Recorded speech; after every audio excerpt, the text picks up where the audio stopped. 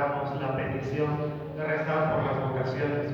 Tenemos un joven seminarista de San Roque, pero nos hace falta uno de Bucará. No sé cómo van a hacer ustedes, pero en el seminario no hay ni uno de Bucará, ¿no? Entonces, espero que para el otro año el horario del domingo de Ramos se mantiene el mismo, ¿no? El domingo a las 8:30. El Señor esté con ustedes.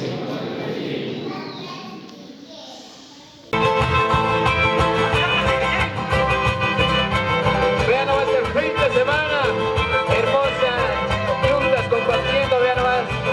¿Dónde? En Bucará, claro que sí, por acá, bien bonito, bien bonito.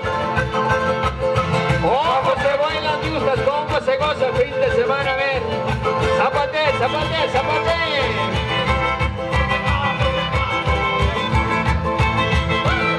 ¡Qué bonito, qué bonito!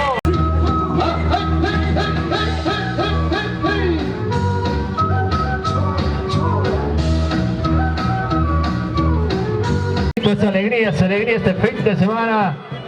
Zapatito, zapatito, zapatito.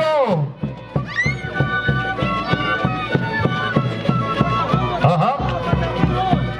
¿Y cómo se baila el Inti Raymi? A ver, ¿cómo se baila en Bucará?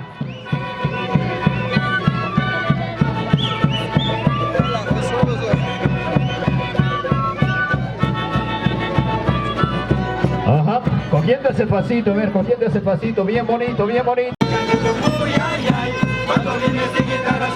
Vamos, vamos, fuerza, fuerza. Zapateando por aquí, zapateando por allá, zapateando por aquí, zapateando por allá. ¿Cómo dice? A ver, ¿cómo dice? Qué bonito, es alegría, es alegría. ¿Y cómo se baila? ¿Y cómo se zapatea en este fin de semana de viernes? Claro que sí. Qué bonito es el zapateo, qué bonito.